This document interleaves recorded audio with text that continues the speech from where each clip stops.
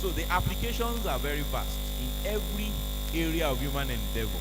The opportunities are very wide and is adaptable, and it can be used for environmental conservation, food and agriculture, biofuels, sustainable energies, environmental bioremediation, space systems, space exploration, medicine and pharmaceuticals, and so on and so forth. Basically, we are touched by synthetic biology every day, which is inescapable in medicine, in agriculture, in manufacturing, for sustainable energy, and photosynthetic biofilms in solar panels. So very wide array of use in the food industry, in the fabric industry, rapid redesign of the COVID-19 vaccine, of course. That also was through synthetic biology. Now, current biotechnology applications in Africa, using food security as an example. You know, Africa is the hunger capital, so to speak, of the world, and the situation is really very serious. Africa faces acute food insecurity, according to the 2022 Global Report on Food Crisis. Is the continent with the highest proportion of people facing hunger and carries the heaviest burden of food insecurity from the impact of climate change. And you can see many countries in Africa, of course, are affected by this. So how can we use this biotechnology to make a change? For disease-free plants, for fortification of crops, for reproduction in aquaculture, for producing enzymes, biofuels, pest-resistant crops, fermentation, and of course for improving yield. African countries, where biotech countries have been grown, you can see so many of them, including even Nigeria, Cameroon, Sudan. But all of this started even since 1998 in South Africa, and this will keep expanding. What are the advantages in agriculture? You can grow premium crops under poor conditions, pest or herbicide resistant crops, faster maturation rates for crops, increased yield for crops for farmers, higher quality attributes like size, color, flavors, and longer shelf life for products. You can grow crops on less fertile land, larger yields feed more people, more crops grown, and so on. You can improve crops and improve the health of consumers. And in fact, you can use crops to deliver vitamins and even possibly in the future to fight diseases by making crops contain medically active ingredients. But what are disadvantages? There could be environmental risks, there could be resistant pests and weeds, mutated genes in nature, extinction of plant species, which can be made extinct by the introduction of new species, allergens from proteins not normally present in food products, which can be present in genetically modified crops if you consume them, pharmaceutical crop contamination, and traditional and organ farms becoming obsolete. Now, you can do a lot of wonders with synthetic biology. For instance, can we at one point in time have a cure for aging? Can we at one point in time have a cure for almost any disease? We've already said we can almost create or synthesize every human part, so to speak, and replace. Can we also at some point have a cure for aging? Now, our genome is very vast, 6.4 billion letters. Sheet with big data. We actually have a lot of powerful tools at our disposal nowadays. Many of the conditions that we face, diseases that we face, some of them are oligogenic, some are polygenic, some are monogenic, and some are environmental, and you have a mixture of them. But regardless of the causes, you can use the tools of transcriptomics to unravel them, and that includes epigenomics, iPSC, tissue omics, and so on and so forth, to unravel and understand them. And through translational science, from the research lab, you can go to the real world and apply things that can make a lot of changes in medicine. And part of this have helped in producing vaccines. We give an example of that. Producing monoclonal antibodies, which is now emerging in the treatment of so many diseases, so much so that there is even now an injectable for treating dyslipidemia, which you give only once in 6 months, and you don't have to take the drugs every day. Now, let me explain how important these are. For instance, hypertension, we say, has no cure. So people have to be on medications for life, we say. In Africa, Hypertension is so common that 1 out of every 2 adults, 46% of adults older than 25 years, are hypertensive. But only 7% are controlled, 93% are not. Imagine if there was a cure, a medication that you give only once, and the hypertension disappears. Because most people think hypertension is something you treat like malaria. Once you take the medication for a few days and you're fine, everything is okay. But that's not the case. So monoclonal antibodies are coming on the scene due to synthetic biology, uh, colony stimulating factors, blood factors, and so on and so forth. Of course, vaccine production. Now, I will illustrate with non-communicable diseases, which are now 70 are responsible for 74% of all deaths globally. 77% of these, of course, are in LMICs. 7 out of every 10 deaths are due to NCDs. And neurological conditions also top the list among them. Stroke, for instance, of deaths globally, and the 40% increase is expected in the burden of cardiovascular diseases and neurological diseases. Stroke costs almost $1 trillion per annum and is expected to increase to $2.3 trillion by 2050. So we need to understand the different conditions that predispose to stroke and other NCDs like heart failure and heart attack, and understand the different pathways of these conditions to be able to come up with novel biomarkers, precision medicine selection, rational polypharmacy, and of course synthetic biologics to counter the burden. So part of what we did in our study is using precision medicine for stroke in Africa to understand the genomic determinants and environmental determinants of stroke on the continent of Africa. We have the largest neurobiobank on stroke on the continent with hundreds of thousands of samples, which we've used tools of ELSI to modify and adjudicate. And we developed a phenotyping tool as well. So what did we find? We've been able to characterize the major determinants of stroke on the continent of Africa: hypertension, dyslipidemia, which was not common before, diabetes, cigarette smoking, stress, cardiac diseases, waist to hip ratio, and we found that green leaf vegetable was protective. Now, these conditions, if they are dealt with, we'll be able to reduce the burden of stroke. For instance, if we're through synthetic biology able to produce a cure for hypertension, dyslipidemia, diabetes mellitus, we will not be talking about medication adherence because you just produce a cure that you use only once and everything is fine. Now, our diet is extremely important in determining cardiovascular diseases. We found that daily consumption of green leafy vegetable protects against development of stroke, against stroke severity, against stroke fatality, against all types of stroke, and both in the young as well as in the old, in males and in females. The mechanisms are not known, but again, that tells us the power of agriculture and the power of the kind of food that we eat, and how we might be able to use the tools of synthetic biology to help. If we are able to identify the ingredients that are responsible for this protective effect, we can use synthetic biology to amplify these ingredients in the food that we consume. One other interesting finding that we had was that consuming 12 servings of vegetable per week prevents you from even developing hypertension. But we don't know what is active in those vegetables.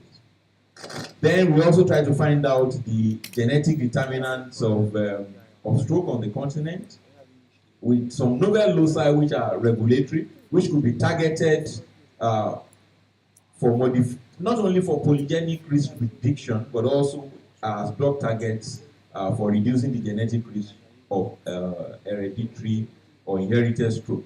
So some of the things we found, we've developed into interventions, educational interventions, with a riskometer for predicting stroke as well as an educational video. And we found that this was able to reduce the burden of hypertension and the overall risk of stroke. This is available as a mobile phone app. And we are also involved in surveillance, e-surveillance, at the community level, which can be used to test any novel products that are including interventions to reduce the burden of stroke and other cardiovascular diseases. And we are at the forefront of also trying to control hypertension with a very, very ambitious target of reducing the burden of hypertension by improving control to 80% from the current 7%. So it's important and possible to deal with non-communicable diseases using our knowledge of the determinants for primary, secondary, as well as primordial prevention. And synthetic biology is something that we need to help us achieve these objectives by identifying and also controlling the risk factors. We're doing this through the different organizations that we're involved in to promote brain health through the African Stroke Organization, the World Congress for Neurorehabilitation, and so on and so forth. Okay, there is some time left. Okay. All right. So we just had some of those conferences. And on the global scale also, with the Lancet Neurology, we came up with pragmatic solutions to reduce the global burden of stroke. And these have been published, and hopefully this is going to be implemented. Now, I just want to mention what we call the stroke quadrangle, which can be applied to any disease at all. Surveillance is very important for any condition, whether infectious or non-communicable. Prevention is very important pillar, acute care, as well as rehabilitation. So that's what we typify or illustrated using the stroke quadrangle. And this is being implemented across the globe. It was just launched at the anniversary of the 200-year anniversary of the Lancet. And this is being implemented across the globe. Then the neurology revolution. I'll talk a little bit about brain health, which is the neurology revolution. And how brain health is extremely important for physical, mental, social, as well as spiritual well-being. And is that without brain health, there is no health. And without health, there is no development or wealth. So brain capital is very important for brain economy and for brain skills. And that's really what we need to make Africa to be at the very forefront of human development. Africa is the youngest continent with a mean age of about 19 years. If we're able to convert that enormous young brain into brain capital, the human capital into human brain capital, so to speak, we'll be able to function in the knowledge economy, the brain economy, and be at the forefront and participate and actually lead the fifth industrial revolution. And like I said, using the spirit of the pace-setter state, which is Oyo State, as well as Center of Excellence, which is Lagos, we can actually be at the forefront. And we've demonstrated this with the Lancet Commission. The Lancet Commission, which is for the entire globe, was coordinated right from Ibadan. So we can actually play leadership role if we invest. So brain health is very important for all health and for all the SDGs, including zero hunger, gender equality, and all of that. And for physical health, social health, as well as planetary health. And we can put Africa at the forefront of the next chapter of genomics. There is, of course, we have to use the quadruple helix, which involves government, the private sector, the public, and as well as academia. We must work together to maximize human health development through synergistic partnerships. And we're illustrating this through the APU ecosystem, which includes defining what the issues are, defining the best methodology, using the political, legal, ethical, and anthropological spectrum to filter what is important, using a One Health agenda, collecting data, converting that data through data science into product, decision medicine product, and synthetic products for impact. And that is a virtuous cycle, so to speak. We can use this to foster synthetic biology and the impact of synthetic biology in solving problems not only for health but also for agriculture and every other aspect of human endeavor. Countries, platforms, data access, universities, IT, and so on and so forth, using the One Health philosophy. Cross-cutting health systems, working with different agencies, the quadruple helix as has been mentioned. Now, in medicine, across the lifespan, we can use precision health. Not only to predict diseases, but also to prognosticate and to cure. And data science is very useful for imaging high throughput data, which can be collected through wearables, exercise, pedigree analysis, and all of that. This helps us to understand diseases better and come up with novel solutions. And of course, we must put everything through the political, legal, ethical, anthropological, socio-economic lens. Now, we imagine a world where very soon a patient comes in. We are not only able to offer diagnosis that is accurate and complete and holistic, we are also able to offer holistic and etiologic diagnosis, treatment, prognosis, prevention, follow-up, along all the paradigm of human existence, the body, the mind, and so on and so forth. We're able to foster the data value chain, not only from data collection through omics, but also to data sharing and data use and access for development of synthetic biology products and other products that can be used to make our lives better and to generate the best evidence for different interventions. So precision medicine innovation products can be applied in different ways to deal with emerging disease surveillance, novel data collection methods, One Health environment and climate change, validated biomarkers, policy implementations, new drugs and vaccines, community outreach, and interventions for behavioral interventions, for instance, research and clinical decision-making tools, and so on and so forth. So, what are the risks and ethics, ethical perspective to synthetic biology? Of course, there are biosafety hazards. When scientists manipulate organisms at the genetic level, there's a risk of unintended consequences. Nobody knows exactly how COVID-19 evolved. Was it created in the lab? Was it due to some form of pressure? Biosecurity concerns, synthetic biology could be exploited for nefarious purposes, including development of new biological or chemical weapons. And this is actually where GET has been playing a major role on the African continent and also globally. Environmental impact. Strategies involve the release of genetically engineered organisms into the environment. That involves this raise concerns like synthetic, biologically modified mosquitoes, for instance. Although our aim is to eradicate malaria, we don't know what other unintended consequences this may have. Conservation dilemmas. Synthetic biology might indirectly benefit conservation efforts by creating artificial alternatives to commercial products sourced from the wild. Does it mean that through synthetic biology we are playing God?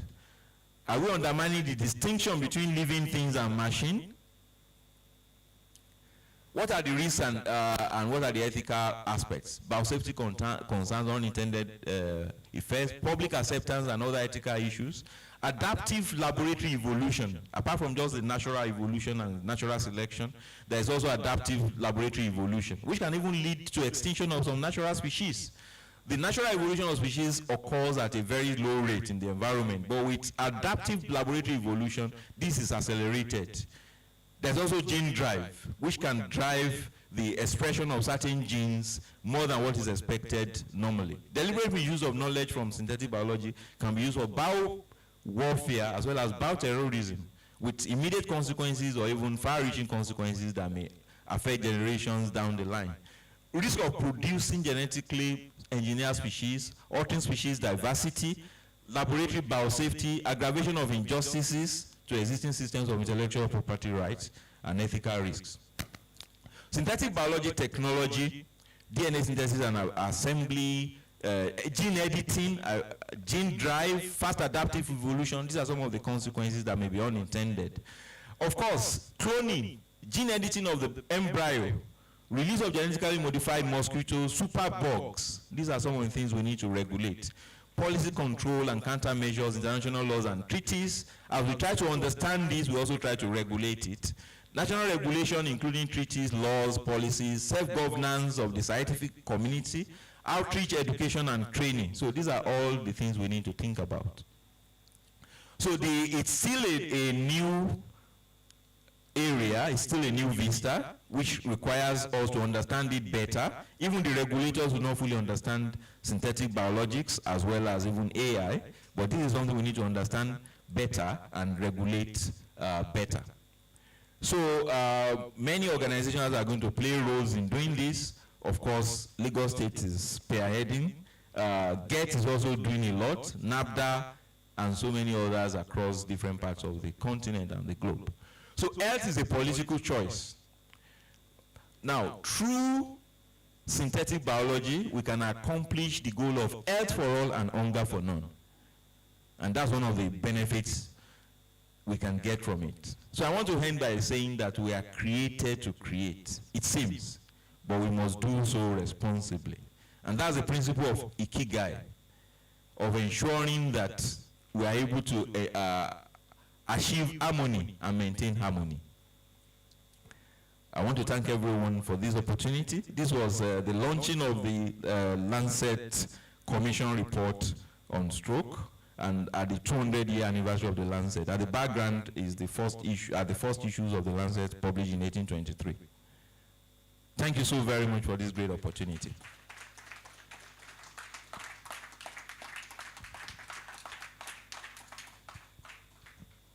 Thank you, Prof. Perhaps we might have one or two questions for Prof.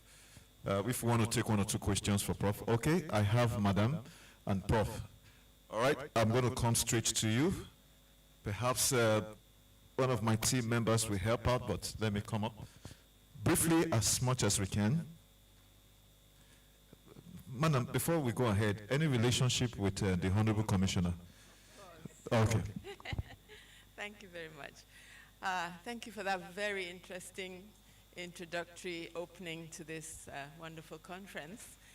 I was particularly interested in your slides about stroke and prevention of stroke, and your table showing that vegetable intake, higher vegetable intake, protects the brain.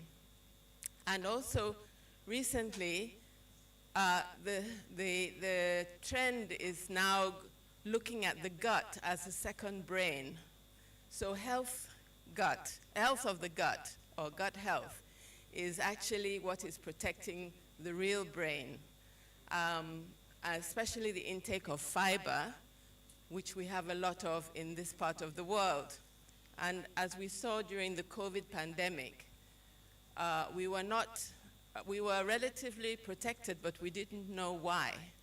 And I'm just wondering what your thoughts are about our diet here in Africa being our natural protection, whereas in Europe and the Western world, the food has been altered and they did not have the same natural protection that we had. Thank you. Thank you, ma'am. Briefly, Prof. Thank you very much for an enlightening lecture, which has made us to understand what synthetic biology is all about. You've traced it from the European Industrial Revolution, which was very much encouraged by some European philosophers like Francis Bacon, who was an admirer of science, an admirer of knowledge. In fact, you said science means scientia, knowledge as such. And Bacon said knowledge is power, convertible into economic resources. Now, as you were tracing this development, which has ended in synthetic biology, you kept saying we. Who do you bracket within that we that you are using? Does it include Lagosians? Does it include Nigerians, West Africans, Africans?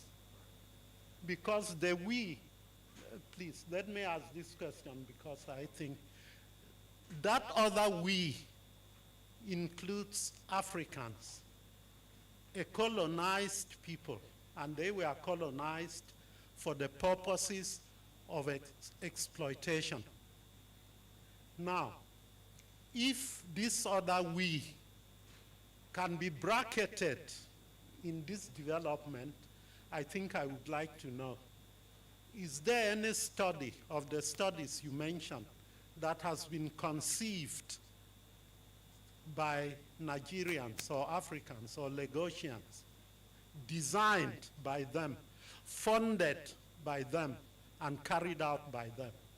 because I have the impression that we are involved merely as data collectors, as clinical trial executors for studies which are designed by other people and given to us, funded for us to do, and we do it. We are seeing part of the picture, but not the whole of the picture.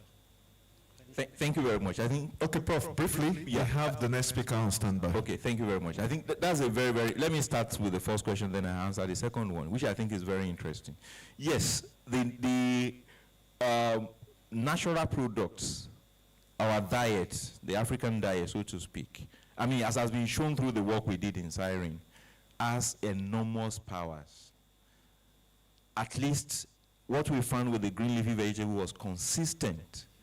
We were actually pleasantly surprised of how powerful it is in terms of not only preventing stroke from occurring, even in those in whom stroke occurs, it reduces severity and prevents fatality, all types. And then when you go back to the risk factors for stroke, including hypertension, we saw that we also had that same effect. And we're actually looking at that for other risk factors for stroke. So it means that the more natural our diet is, the more unmodified, unartificial our diet is, perhaps the more protected we are.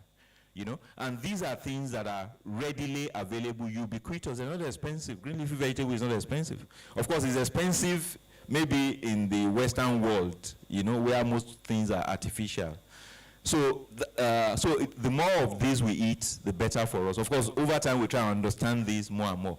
Now, to the question about we, and that was why I illustrated with some of the works that have been carried out by my research team, is that we can be at the forefront of science, because science actually starts with the idea and the design. And over time, your idea or your design, if powerful enough like GET, will attract the resources that will fund it, and then you go from strength to strength. Like I mentioned, the Lancet Commission on Stroke is not for Africa, it's not for Nigeria, it's for the globe. And I had the privilege, with all sense of humility, of leading that across the globe. The ideas, the everything, the conceptualization, everything from here. All the studies that we did that I showed on hypertension, on dyslipidemia and all of that, you know, and stroke, were also led here. We didn't just collect, we designed the study, conceived the studies, and executed the studies. The only challenge that we have is that we have to look at the model for funding the studies.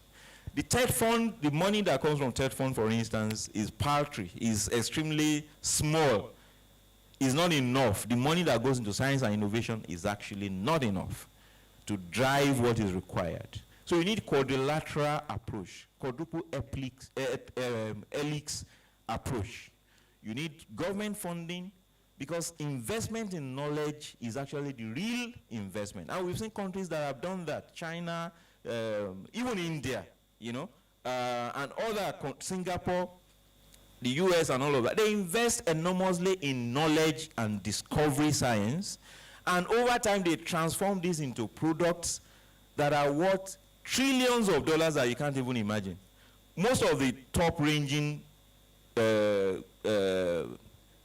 companies across the globe, you know, unicorns or big companies across the globe, is knowledge economy. They are not the extractive industry. It's things like Google, things like the AI, you know, that's where they are. So, and it's all about knowledge. So, thank you so very much for the opportunity. Thank you, Prof. If I left you, we are going to go into another session. And I don't want a situation where we are going to start a war, a bio war between Lagos State and Oyo State. We are not going to go into the Pacesetter Center of Excellence conversation. Here at the conference, we are dealing with collaboration. As a matter of fact, we are not even sure our borders are closed. We need to take a long train. Nevertheless, the beautiful thing you've just mentioned in terms of the One Health management matrix is the fact that we needed to be able to find out how we can collaborate to bring about innovations of this nature. Synthetic bio has so much to offer, and I think that collaboration for the benefit of the country will obviously come forth. And I know Ibadan is a wonderful place, as a matter of fact, and we're glad that I think one of the sponsors is actually domiciled there, if not more than one. So thank you so very much, Prof. And please, can we put our hands together for Professor Owolabi one more time?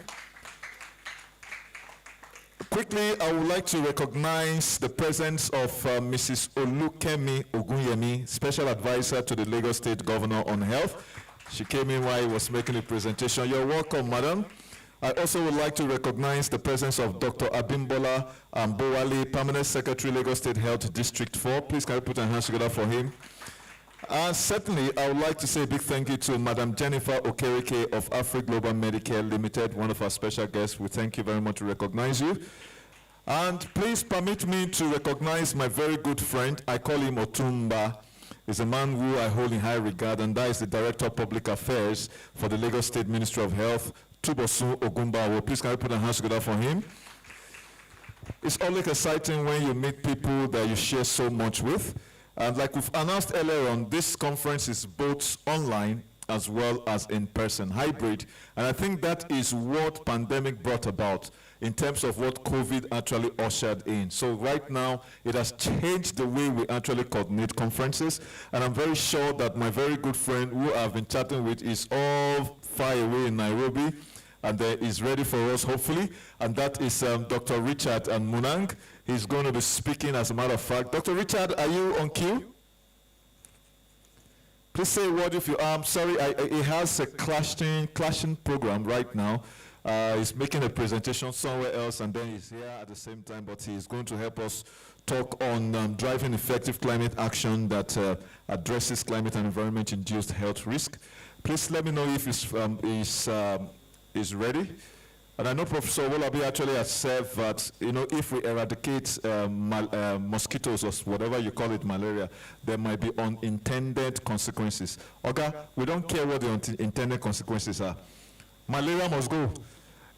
We will now adopt synthetic biology to balance whatever space they have created in the eco space. Abi, which of you had malaria this year? You know the price has increased now. Malaria tablet is no longer cheaper. All right, so we must make sure we explore all of that to be able to get our